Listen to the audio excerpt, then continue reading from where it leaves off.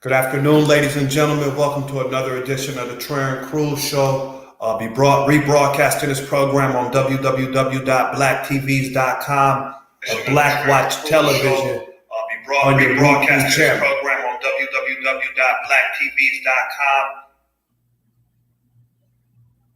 www.blacktvs.com. We got a great, exciting guest in the building that we're speaking with tonight. We got candidate for Ramsey County Commissioner George Jackson. Say what's good to Black Watch Television.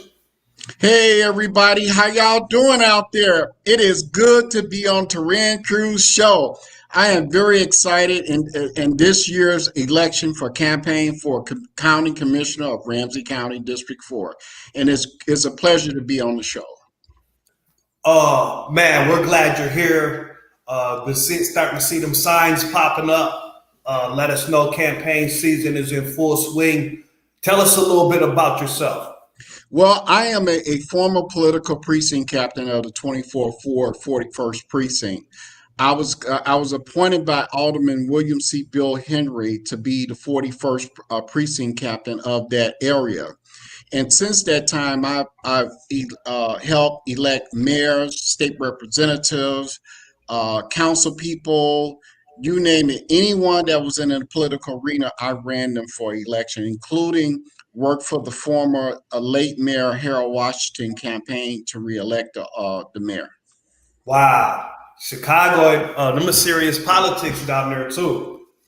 It is. It is very. It is. It is a pressing, serious political arena altogether in itself. It's hard-nosed, hard-knock politics down there.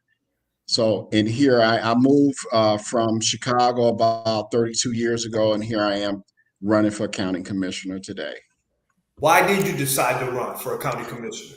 I ran for three reasons. Because there's a problem with property tax is going sky high. I've been getting calls from folks saying, "Hey, my property tax is high."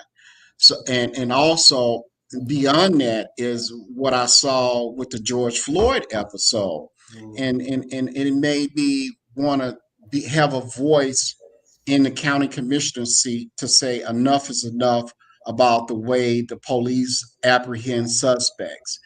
And I wrote the George Floyd Lookout Act.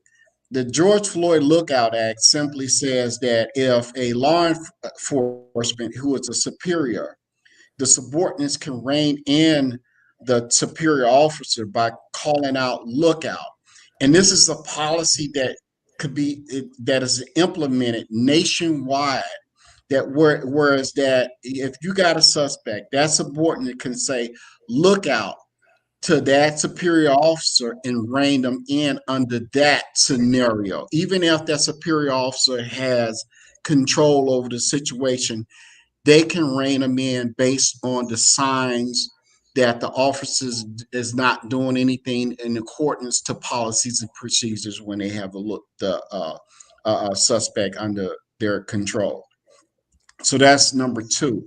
Number three is mental health. My ex-wife she has a mental disability, and a lot of times I talk to Mayor Elliott over in Brooklyn Center, and one of the things we discussed, we talked about the mental health when there's a call at the home, the 911 operator, whoever the dispatch operator is, could kind of weed out the fact that this call might be a mental health issue call because they receive a lot of calls.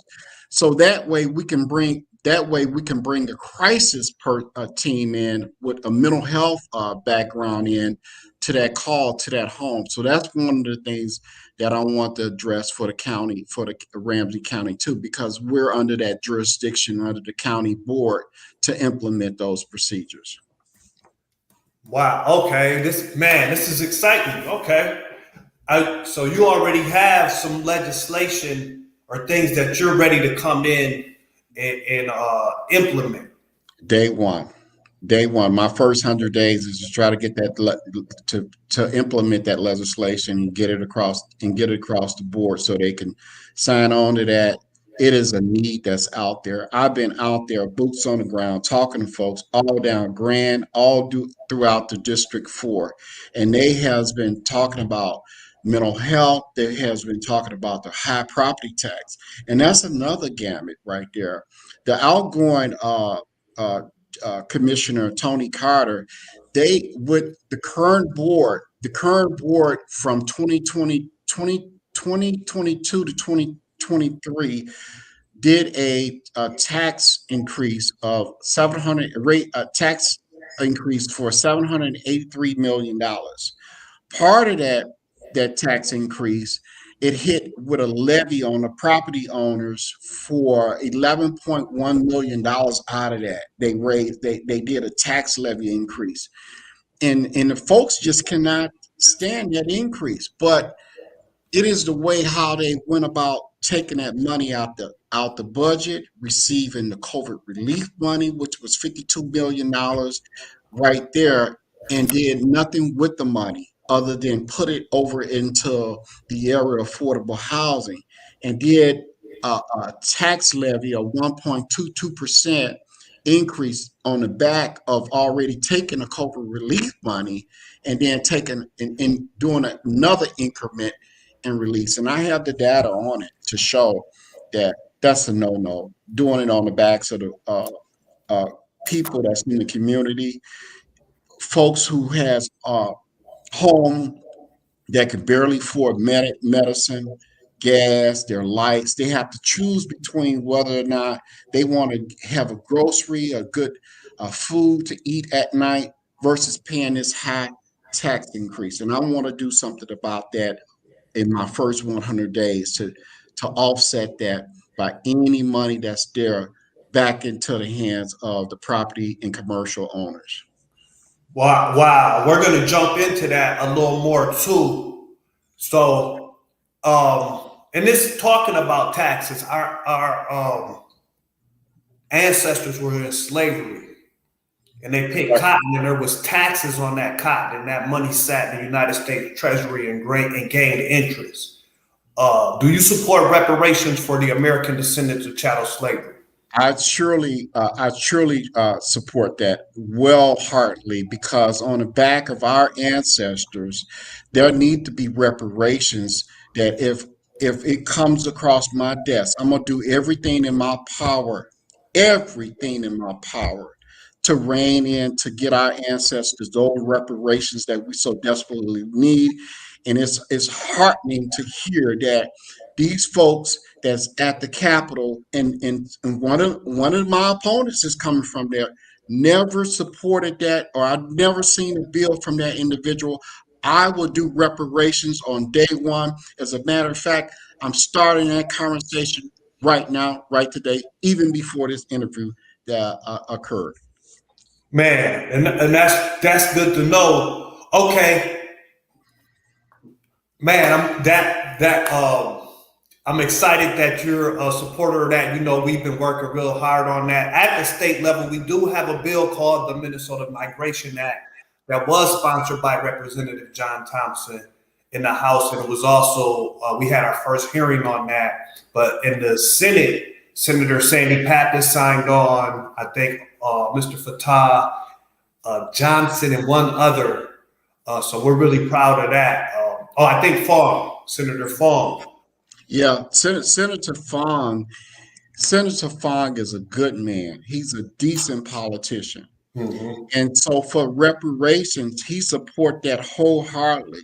You have to look at his background and his ancestors and where they come from, where his heart is, where his conviction is, wherever his passion is. And I am willing to sign up with them, and so we can get this thing across the finish line, so we can do this reparation deal. Definitely, and we want to thank all House members and people in the Senate who have signed on, and encourage those who haven't to do right. so. That's right. Gun violence. What is your plan? I don't know if it was this year or last year. They said there was record gun violence. I don't know if that's true or not, but one person shot is one too many. What is your plan and what is your stance on gun violence, and how would you approach it if you're elected in November? My deal is to go across the lines because by the office of the sheriff office is independent from the commissioner's office. But I want to be that voice in the ear of the sheriff department because that's under our jurisdiction. And also, I'm a proponent of going over to the city, over to the state, to the governor's office, anywhere I could be an advocate, so we can rein in this so-called whatever these numbers are. And I don't have the numbers in my face, but I do read the newspaper and see that there's an uptick in gunshots and just like the other day in Illinois, but that's Illinois. But we're talking about here in Minnesota. I'm reading and seeing all this gun violence and this gunshots, and that's another thing that I want to kind of address, uh, because we say that we want to defund the police. Well, that gives the criminals, they hear that. They say, well, the response of the police, they don't want to do anything now because we got our feet on them now because of all the activities that has been surrounding our state. But I really don't want to do that. I want to kind of try to do a balancing act with that and try to present some legislation over to Bob Fletcher and what we could do to curb this gun violence. Indeed. And you touched on it slightly earlier, but what is your plan on housing? How would you address housing? Um, Housing is one of my signature pieces. Coming out from, let me tell you, when I was a former precinct captain, the first thing I did, we put a model housing up on Douglas and Roosevelt, and I was the architect of getting that done through the HUD, through funding, through monies from HUD. I didn't go to the county and do tax levies at the county and put hardworking tax liens or tax hikes on people property or commercial. I didn't do that. I went to HUD, directly to HUD, to utilize those dollars for affordable housing. Now, the county, they got it all wrong with the tax levy increase that they put on the backs of working class homeowners and commercial. They did it all wrong. There was $52 million of COVID relief money. How come the board did not utilize that money for the people that's in the resident? It's beyond me. It's like buying a used car. You have to go check and see pop the hood open to see what the board is, and then fix the things that needs to be fixed. So for is housing. So for the money for housing. I'm willing to not put tax increase on the working class people that has homes in Ramsey County in District 4. I'm not willing to do that. I'm willing to seek outside funds from the HUD like I did in Chicago. I have the model. I did the model way back in the 80s, and that is current today. I know where the dollar's at, and I'm gonna go after the dollars. And I hope the board embrace that as a whole so we can not put the pressure of dollars on the working class people and the homeowners and commercial owners of District 4. mm. In talking about the pricing at gas is high, man. You know, gas prices is high. Eggs are high. How would you, at the county commissioner, is there anything you would do or could do to address the inflation that's kind of happening and how it's impacting marginalized communities? I would stop the tax because the county commissioner actually there's a whole percentage of how we receive tax dollars, tax money at the pumps. I would put the brakes on it Yeah. immediately and talk with the county manager, who is O'Connell currently now, to say, hey, we need to stop this and stop it right now. Just stop it, put the brakes on that on the increase, and we won't even receive not even 1 cent from that the tax that we do receive. I'll put the brakes on that immediately. Indeed. So with the AR American Rescue Plan funds, or I don't know, that could be different. I know Ramsey County right now has $108 million, Right. or had it. I don't know, but how would you have dealt with that, with that funding? So what I would have did was I would have took that money and proportion it out to where it needed to be at where it needs to go first. It's called line item. The line item is simply saying, what do we need? Who needs money first before anything else? Before all this pork stuff that we have to kind of like give the funds over to things that we really, really don't need. Remember, I talk about that used car. We pop that hood open and we see what we need to fix first. And that $108 million, it could be line item to the things that we need to put it into. Indeed. And then go so I just want to get some clarification. You're saying instead of raising property tax, you would go to HUD. I would go to HUD. I would go to HUD to look for that money. It is a model that I did back in the 80s as a precinct captain. We went to HUD, we found the dollars, and we presented HUD with the model scale of model housing for people for affordable housing. I would not go put that burden on the backs of the people of Ramsey County at all, period. There's $108 million. Man, why did Victoria Reinhardt, who sits on the finance committee on the board, why did they do a tax levy on the backs of the people, residents of Ramsey County? Is beyond me. When they received $108 million, it is reprehensible that they would do that. Folks are struggling.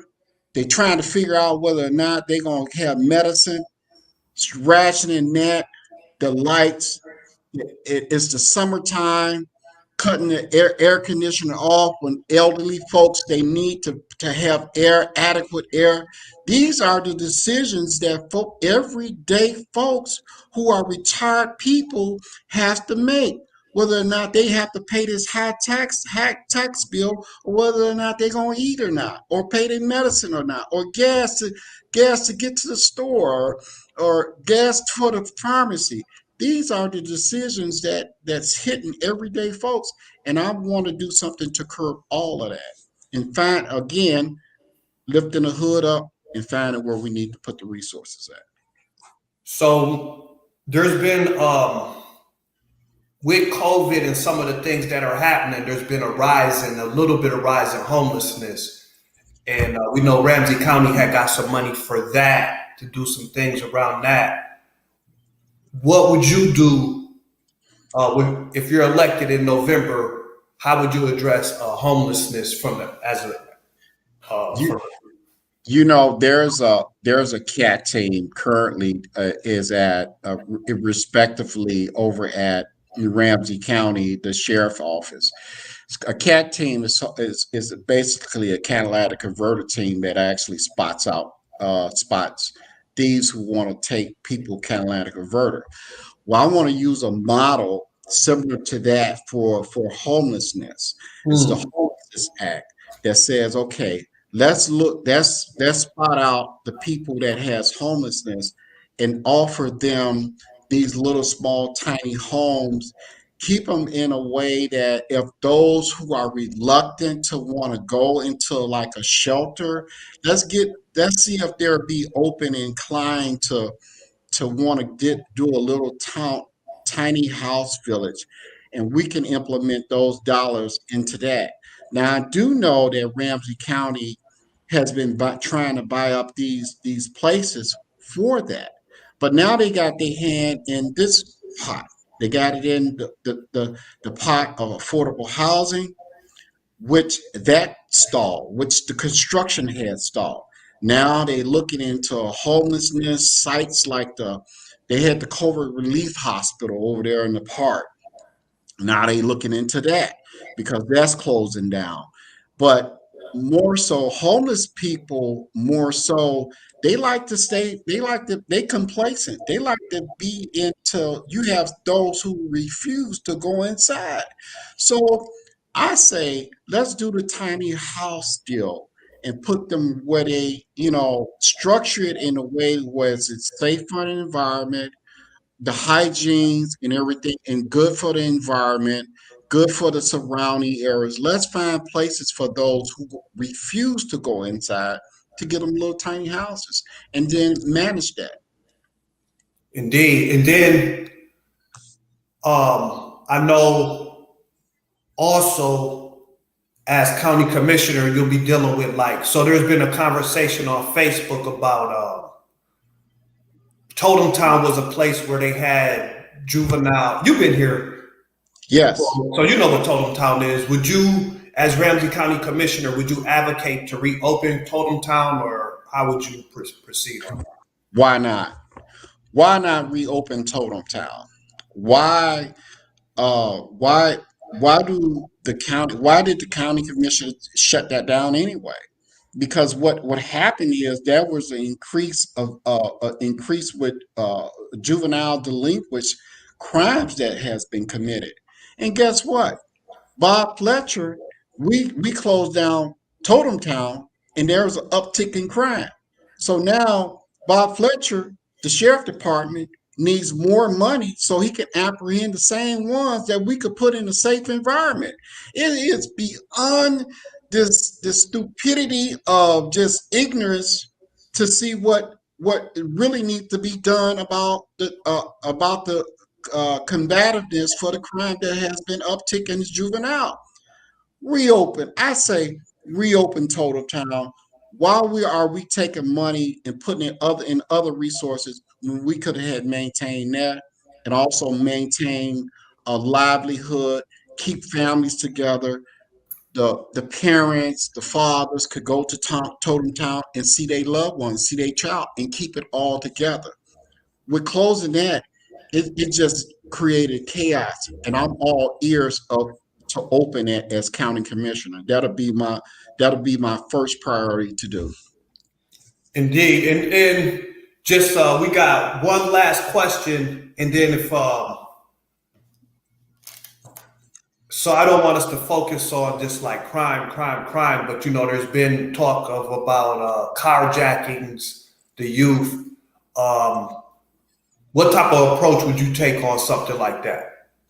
Again, I will go over to Ramsey County Commissioner Bob Fletcher's office and say, "Hey, we need to do something about our he we there's already a cat team that nobody knows or don't nobody sees that look out for these catalytic converter thieves." So that's what the sheriff's office is doing right now. There's a piece that was done on it, and there's a story that's on my Facebook page as it talks about how they are combating the crime from catalytic converter thieves.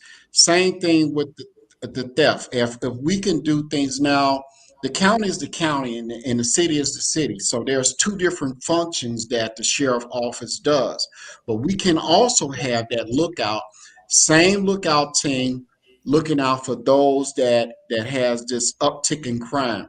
The 911 dispatch between the Ramsey County and the city is shared.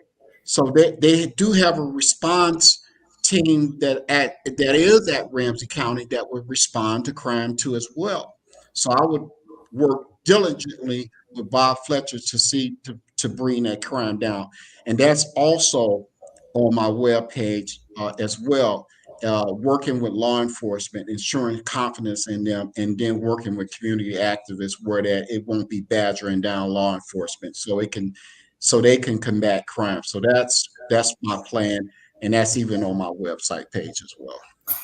Oh, and I do. So I just found out recently that Ramsey County owns like property and land. Um, what do you think should be done with some of that? Well, It's not being done. that is a good question. There was a gentleman. Let me see if I can add his name. But anyway, I want to look for his name. But that is a good question. I received a call from a gentleman. He is a real estate developer. He told me there's a property on LaFawn that the county owns, and that they put a lot of money into, but don't want to get rid of it. Well, guess what? When I become county commissioner, we are getting rid of the properties that the county has on day one. If we have to turn affordable housing, no matter whatever it is. See, this is the kind of insane budgeting that the county is going through. Why are you sitting on property and it's costing us a lot of money when we can actually get rid of that property, sell that property off, and we can put that money back into the budget, and we can create other ways and avenues where we can spend money in the appropriate manner. It is just insane. Like I say, it's like a used car. We have to pop that used car open and see what needs to be fixed. Indeed. Is there anything else you would like to add? Well, yeah, I do. I do.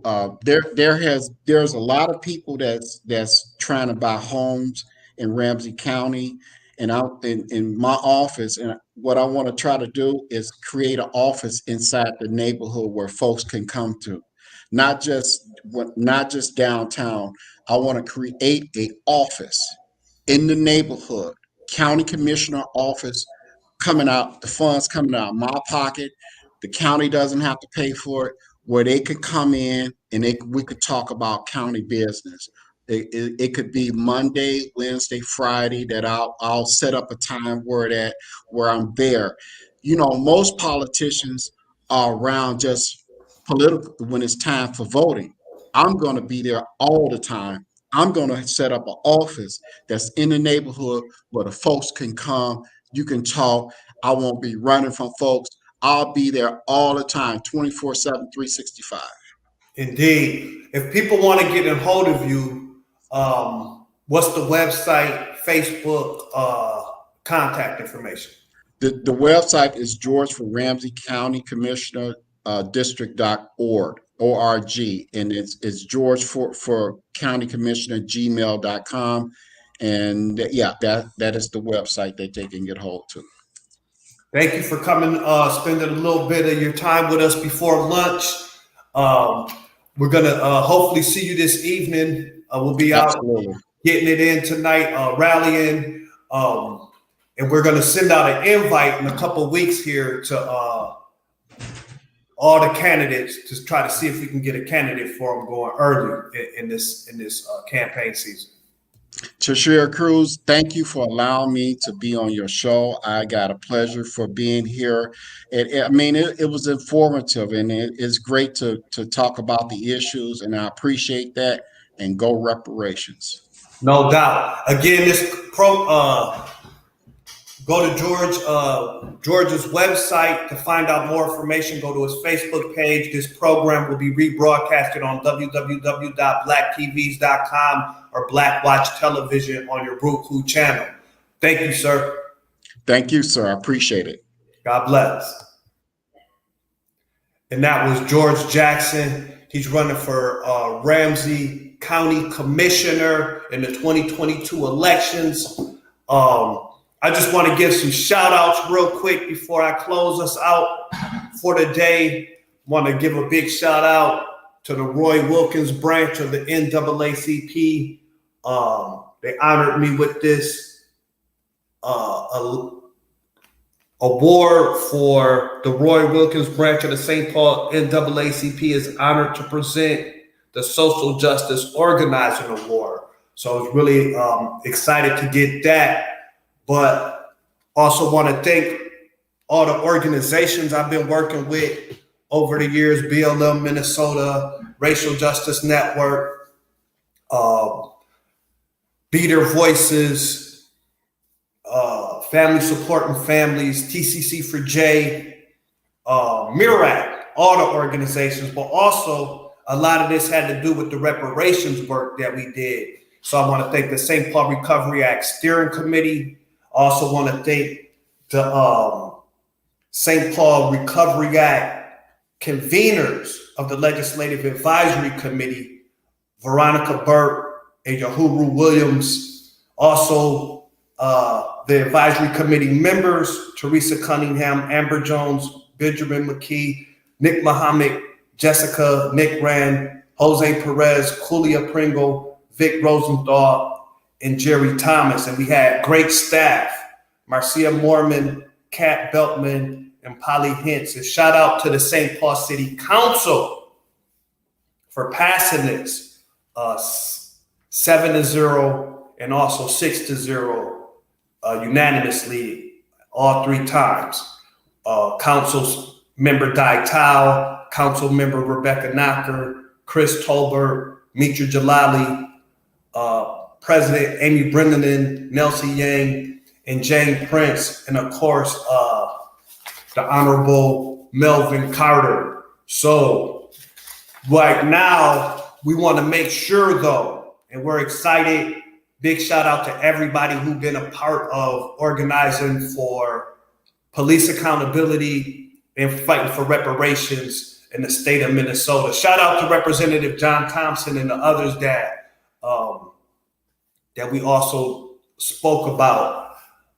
So let's keep up the good work, man. Keep pushing, keep fighting. Don't forget www.blacktvs.com and Black Watch Television on your Roku channel. Again, just want to thank the St. Paul NAACP for 109 years of serving the people of St. Paul.